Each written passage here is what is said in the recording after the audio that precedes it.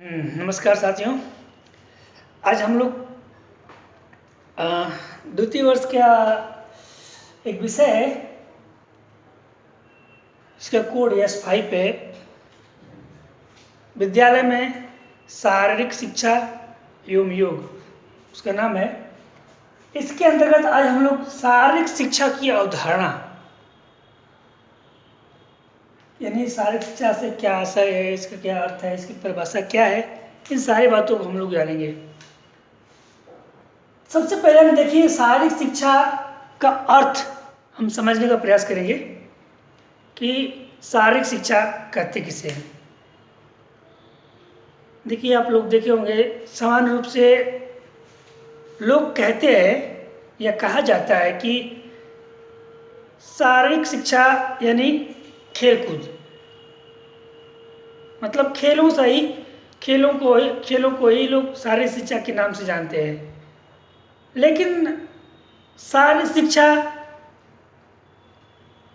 बहुत ही व्यापक है, यानी इससे अधिक है कहीं, यानी खेल से भी इतर है, जो हमारे दैनिक जीवन के संबंध में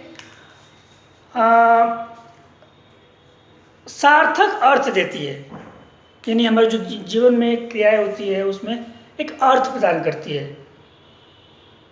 इसलिए शारीरिक शिक्षा को हम ऐसे देख सकते हैं कि शारीरिक शिक्षा से तात्पर्य उन प्रक्रियाओं से है जो मनुष्य के शारीरिक विकास तथा कार्यों के समुचित संपादन में सहायक होती है।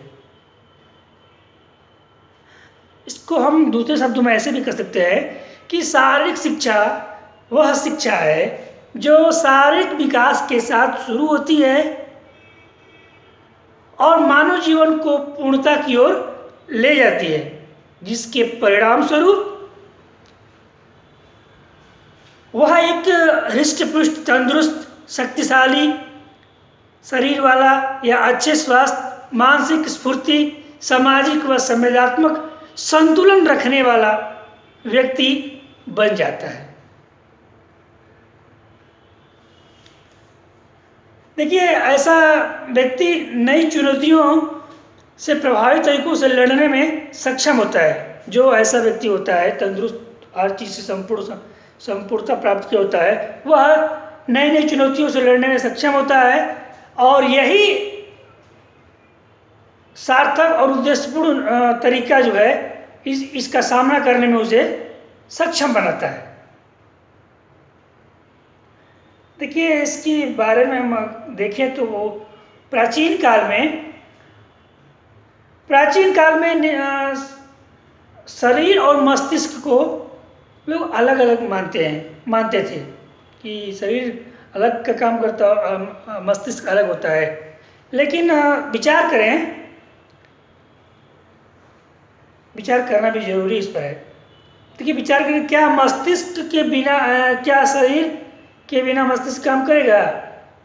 यानी यदि अगर शरीर आपका खराब है, रोगग्रस्त है, पीड़ित है, उसमें दर्द है, तो क्या आपका मस्तिष्क काम करेगा? मेरे हिसाब से बिल्कुल नहीं करेगा। यानी मस्तिष्क में सोचने समझने की क्षमता जो है होगी, मगर उतना काम नहीं करेगी। यानी एकाग्रचित्त उसमें नहीं रहेगी, कंसंट्रेशन का अभाव रहेगा। जैसे कि आपका क्रोधविष्ट जो मनुष्य होते हैं, उनकी आंखें प्राय लाल हो जाती है, उनके जो नथुले होते हैं वह कांपने लगता है। इस सब जो है शरीर और मस्तिष्क के संतुलन का ही संतुलन को ही बताता है। यानी कह सकते हैं कि मस्तिष्क और शरीर दोनों एक दूसरे के पूरक है, दोनों एक दूसरे के सपोर्ट करते हैं, पारस्परिक दोनों में घनिष्ठ संबंध है। जब शरीर व मस्तिष्क दोनों ठीक रहेंगे तभी व्यक्ति जो है महान उपलब्धियों को हासिल करने में सक्षम हो सकेगा, उसकी आकांक्षाएं पूरी हो सकेंगी। इसी के आधार पर शारीरिक शिक्षा की कुछ परिभाषाएं कुछ विद्वानों ने अलग अलग दिया है। इसमें एक महोदय है, इनका नाम है A.R. वेमन, देख सकते हैं यहाँ पर A.R. वेमन। उन्होंने कहा है कि शारीरिक शिक्षा शारीरिक शिक्षा शिक्षा का वह भाग है, उन्होंने कहा है कि शारीरिक शिक्षा शिक्षा का वह भाग है जिसके द्वारा मनुष्य का शारीरिक क्रियाओं के द्वारा प्रशिक्षण के साथ साथ पूर्ण विकास होता है। एक बात पुनः देखिए, उन्होंने कहा है एयर विमन महोदय ने कि शारीरिक शिक्षा शिक्षा का वह भाग है जिसके द्वारा मनुष्य का शारीरिक क्रियाओं के द्वारा प्रशिक्षण के साथ साथ पूर्ण विकास होता है।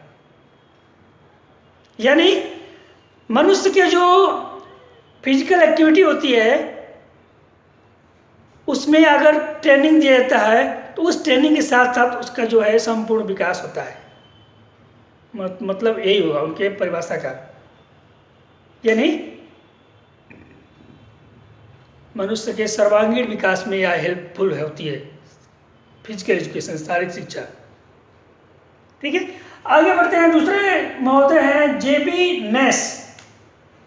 जेबी नेस के अनुसार इन्होंने परिभाषा दिया है कि शारीरिक शिक्षा संपूर्ण शिक्षा यानी समुचित शिक्षा का एक भाग है। जो शिक्षा होती है उसका एक भाग जो है क्या, शारीरिक शिक्षा है। इसका संबंध जो है मांसपेशियों की क्रियाओं के साथ है, यानी जो शरीर के जो मांसपेशियां हैं वह कार्य जो करती हैं उसका संबंध उससे है, उसके साथ से है। ऐसा जेबी नेस महोदय ने कहा है। यानी इसका मतलब ये हुआ है कि जो मांसपेशियां होती हैं, मांसपेशियों की जो हरकतें होती है, क्रिया होती हैं, उसका संबंध जो है इस शिक्षा से है।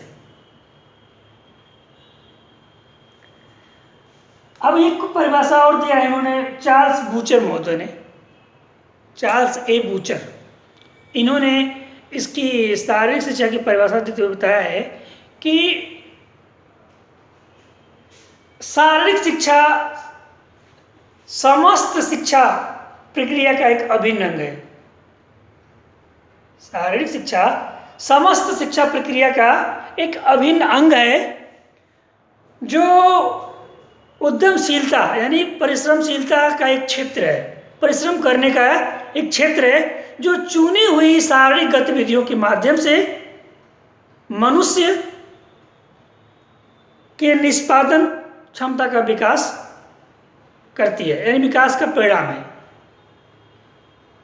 यानी यह कार्यशीलता का एक क्षेत्र है जो कि चुनी हुई, सेलेक्ट की हुई शारीरिक गतिविधियां जो होती हैं उसके माध्यम से मनुष्य के निष्पादन क्षमता का परिणाम है।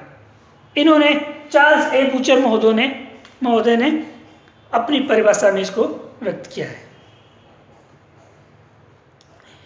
इसी में आगे बढ़ते हुए एक महोदय हैं, देखिए 2-3 परिभाषाएं इसलिए बता रहे हैं कि आप लोग को जो उचित लगे या जो आसान लगे उसको याद रखें ना, 2-3 परिभाषाएं अच्छा होता है।